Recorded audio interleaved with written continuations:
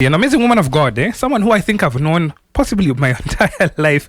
If you ask me, her name is Emily Obwaka, and she's with us in studio. Good morning. Good morning. Welcome to Pearl in the Morning. Asante. Thank you so much for joining us today. I'm glad to be here. Maybe for someone who's never heard of you or has never met you before, perhaps you can tell us who you are, what you do. Okay.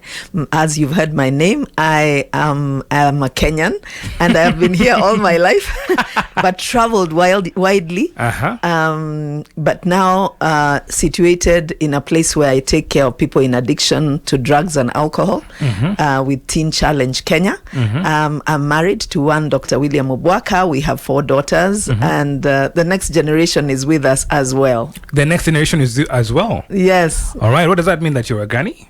Yes, of absolutely. course you are a granny, yes, and you're yes. a fantastic granny. Yes. Tell us, Emily, why is this like a big deal to you? I mean, you could be passionate about many things in this world. Yes. Climate change is a big thing right about now. Yes. Traffic is a problem in this country right Yes, about absolutely. now. Corruption. A big time. Is a big thing. Why this particular topic? Well, I think it's my own personal journey with the Lord. And I, if it was 10 years ago, you'd not have told me that I would be in this space. Really? But because there was addiction in my own family. And, initially it was like the big elephant in the room that we don't know about. And as we progressed, you realize this thing is not going to be wished away. This thing is not going away. And eventually God just bringing it to your face and saying, you know why I have taken you through this journey? It's because I want you to care about this situation. And I have the solution to it. So I'm inviting you to step into that space. And so I saw myself become very passionate, especially, with the hopes that people would come out of it. Baraka, it's the thing is people who get into addiction, you realize are the smartest, are the most, have greatest potential. And then suddenly you see someone plummet into a place of, being a prisoner in their own body. To do the will of the devil, really. Yeah. And to head, forward, speed on into destruction. So it really caused me to catch a burden for it. Yeah. You said about the work of the devil. Let me ask you, and this is very random. Yeah. Is this thing more predominant in the Christian faith?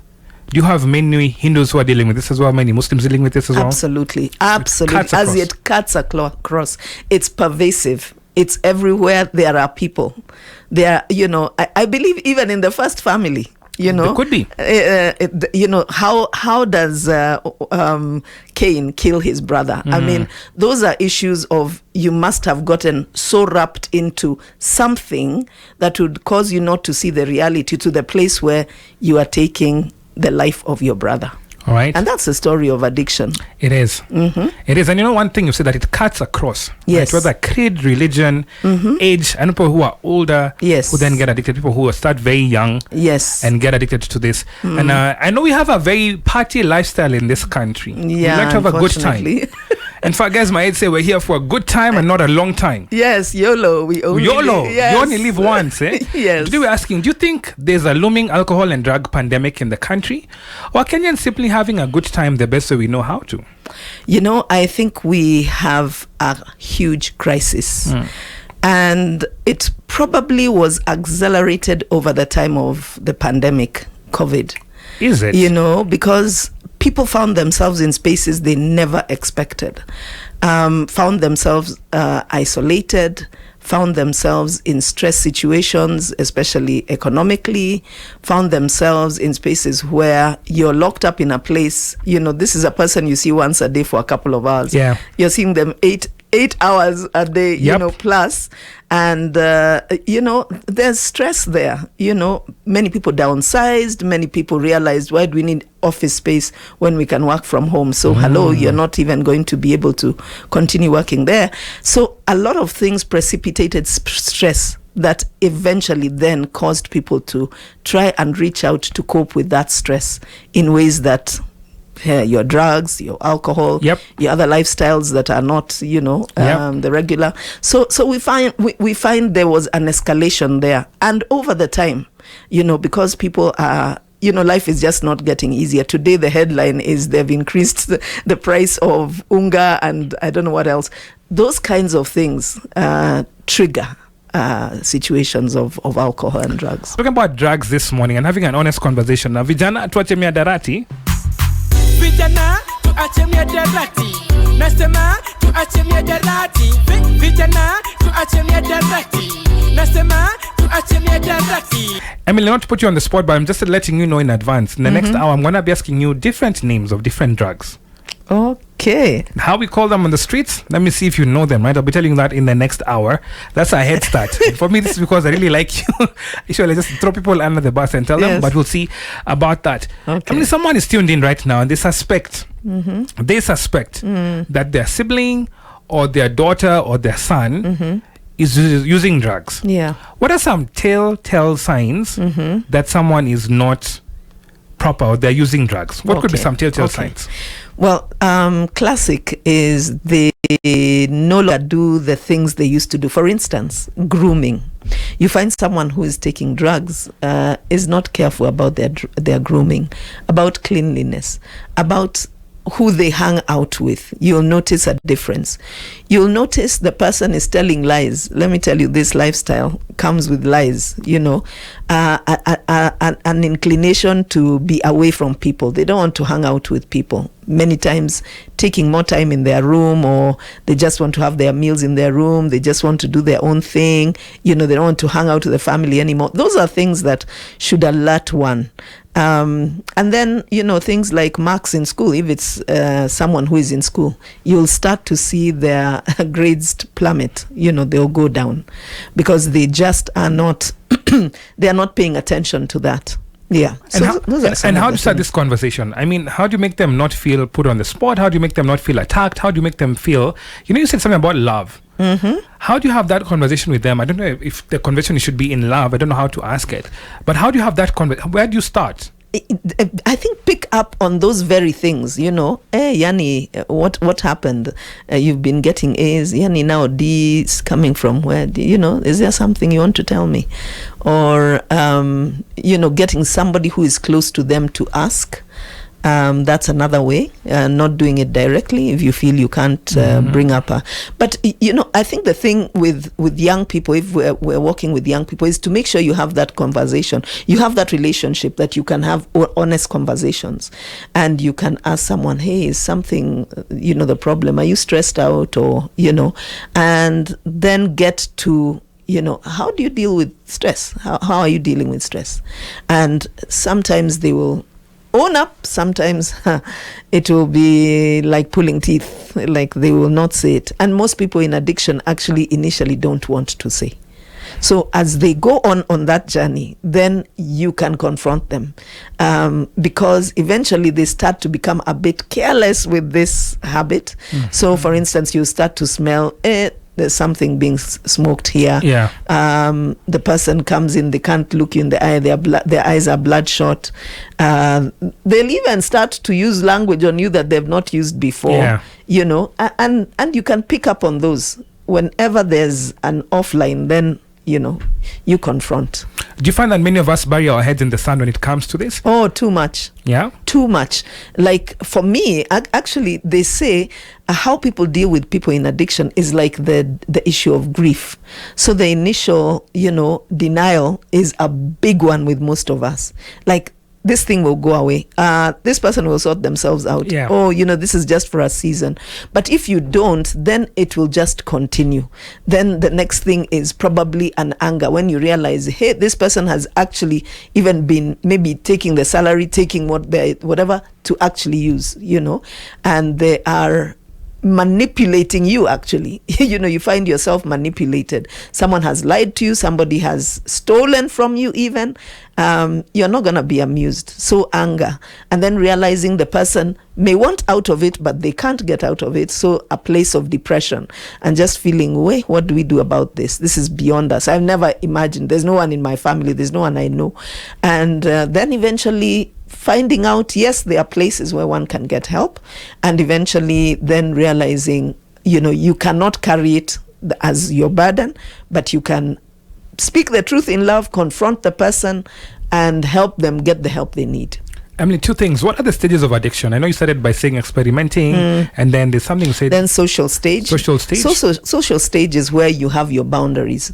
You start to use this thing. You like it, but you know people who are addicted, and you tell yourself that can never be my story. Could never be me. Yeah. So you know you'll do it not in the only weekends, only this time, only that time. But as you go on, and anything can escalate you from that social stage to what we call the preoccupation stage, where you kick all those boundaries. And this thing now becomes a center of your life. And you make decisions around where you'll get it. And at that stage, it's not a simple counseling that will help you out of that space. You really do need to be separated from your drug of choice. Then eventually, it's a very, they say it's a downhill from there to full-blown addiction. So those 4 stages.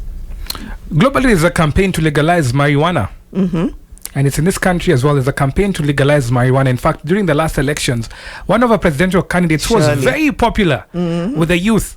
I think his rallying call was, as soon as they get in, yes, we will. Not only will we legalize it, we'll make this the main cash crop. My goodness. Of this country. What are your thoughts on that? The first thing I would say is play the movie to the end. I think it's just like alcohol. How come the users of alcohol aren't the ones who advertise on those places?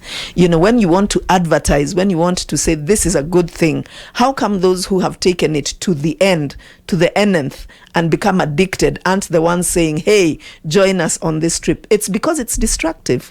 There are different types of marijuana plants, and there's one that is not, we don't grow it here, that is medicinal. So there are different kinds. People want to put them all in one lot, but they are not all the same.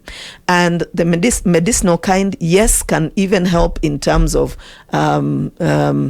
cancer types, some cancer types, but the one that we use here is not that one.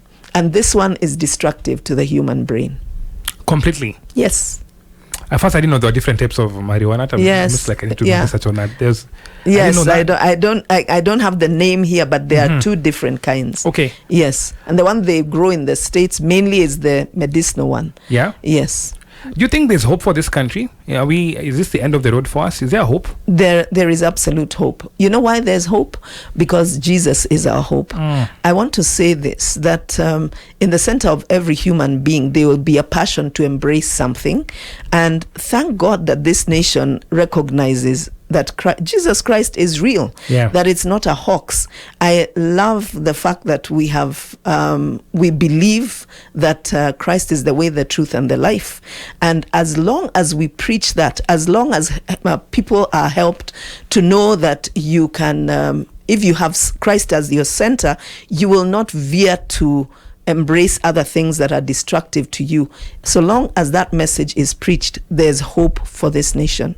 So the Great Commission, there's soon going to be this Love Nairobi, I think it's called, Love Kenya, Love Nairobi concert. Yeah, it's coming big time. There's going to be big rallies in September. Okay. And that is going to, hopefully, continue to preach the good news that we are here for a moment, whoever we are spirit beings who have souls and are housed in bodies. Hey, you don't want to live from the body perspective.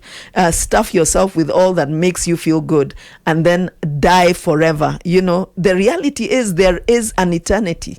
So preaching the good news is the hope we have, Baraka, because it will help people live well for now and for eternity. What's the success rate of your organization right now?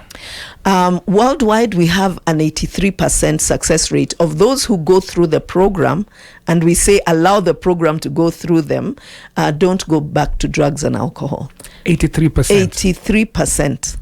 In Kenya, I would say we were looking at those who actually leave, and we were saying it's between about 75 to 80%. 75 to 80%. Those are good stats. That's a good stats. 8 out of those who leave our program will not go back to drugs and alcohol. That is something to To be proud about and also to jubilate celebrate. about. Yeah. First, you say there's redemption. There's redemption. Absolutely. If I've heard this phrase, once an addict, always an addict. Am I an addict for life? No.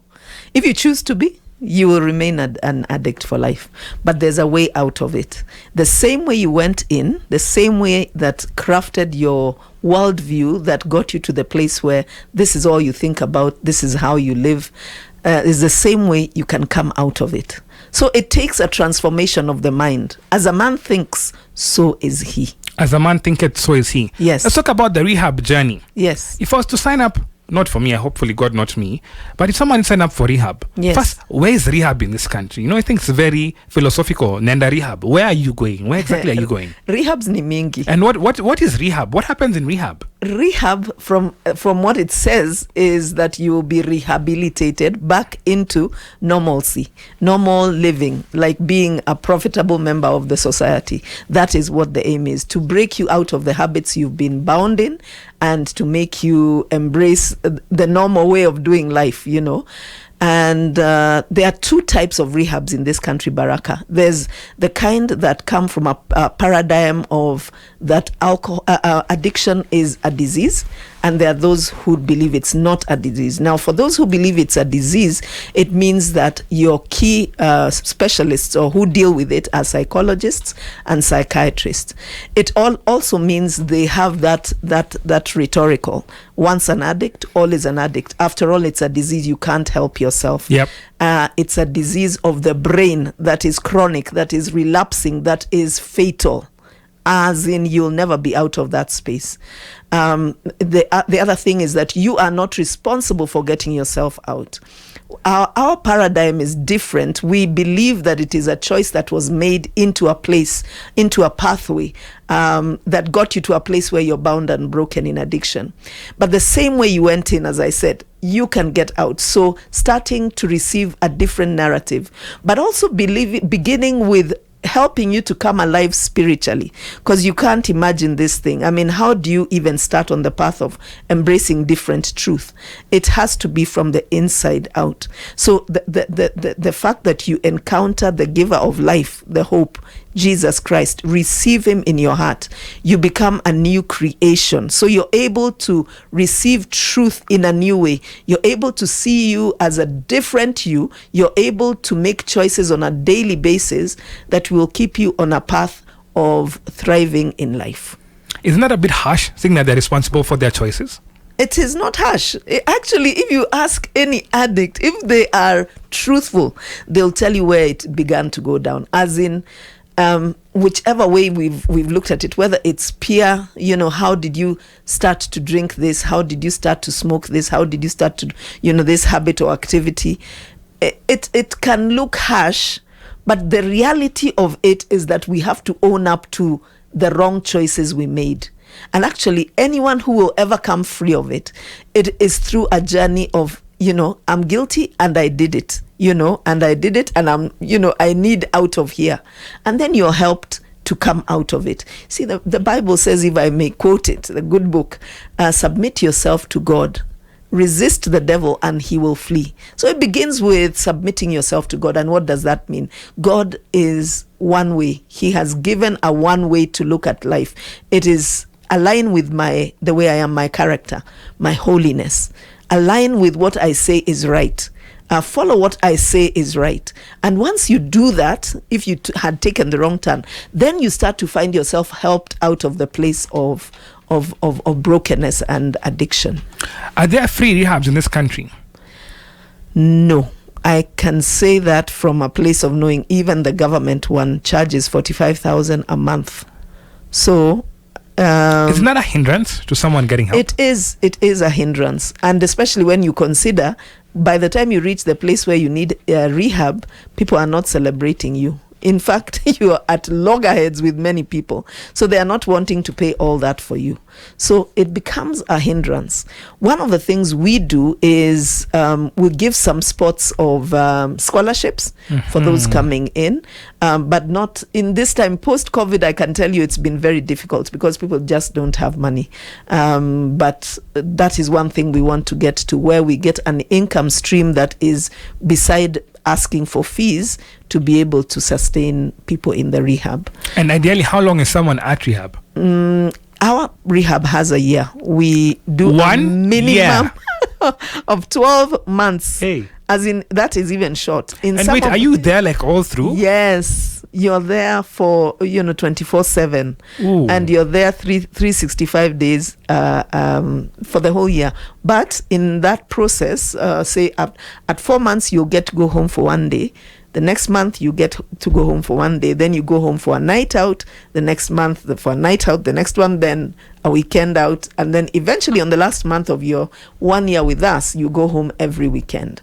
And that's like reconnecting you with community in a way that is graduated so that you're not overwhelmed. We're able to help you navigate the trigger areas. We're able to see what areas do we need to counsel with you and help you to stand in your environment.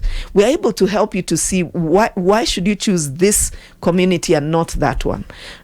We say the opposite of addiction is not sobriety, but community. It is your community that will help you stand, because human beings are made to love. They are. Yeah. Is alcohol the most common drug or reason people are in rehab today? Yes. Over and above all the other drugs, alcohol is number one. And then you find in the other drugs, it's marijuana is the non-alcohol. Marijuana, cocaine is on the rise. Heroin, not so much, but those who come in with heroin, it seems to be a harder break. People who come in with heroin, I can tell you, we have very few who come out and remain on that path. Heroin is a very, I want to say an expression, they say, unionje, but you will not be able to leave Let me. go. Yes, yes, yeah. Okay, I promise I'm going to give you some words. And of course, I know I've not prepped you at all. So excellent. This is going to come. Let's see how well you know these words. Very simple. Very simple. So first one is tei. Tei is alcohol. Tei ni alcohol, eh? At least that one you know. Yes. Madre. Madre is drugs. Well That's done. the general term. Jaba. Java is the one that you chew. Well done. Yes. Eish. And then one more. Kishash. Kishash is hashish, is it? Shisha. No, close. Gani hiyo. Ganja. Gode. Yeah. It's weed. Okay. It's weed. Right. So ukisikia mali unataka taka kishash ukatae. Kishash, okay. Ukatae. Ukisikia na mali na kuna kishash. Yes. Ukatae. But Emily, let's close this and say someone who's tuned in and they may be on the verge of alcoholism. They could be drinking a bit too much now. Yeah. And I know many times that's as a joke, it's a casual drink and it stays nice and dandy. There's some guys then who go advanced and they can't almost live without it. So they need to talk to that one person. But second person I want you to talk to is the parent, the sibling who's tuned in and has a loved one. And it's just breaking their heart right about now because they know that their loved one is an addict. And they don't know what to do. Yeah.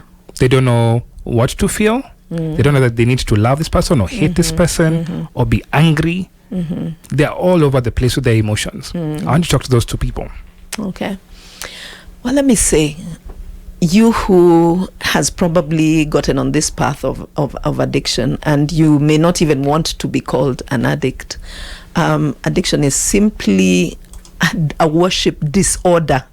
You love this thing hoping that it will give you what it cannot give you.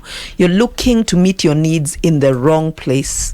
And I want to ask you to think again, because if you play the movie to the end, it ends badly. It's destruction to you, it's destruction to your opportunities, and it will hurt a lot of people. So you need to stop in your tracks and know that God loves you. Know that you are made for a reason, and you are you're needing to come out of that place so that you're able to fulfill what God has put you on this earth to do. Look to someone who is able to help you make the right choices, because at this point, you're reaching out to the alcohol or the drugs does not help you in any way. And I know that might sound superfluous, but you need to know that I'm telling you the fact that you need to follow. So get help even at this stage so that you're able to do life right.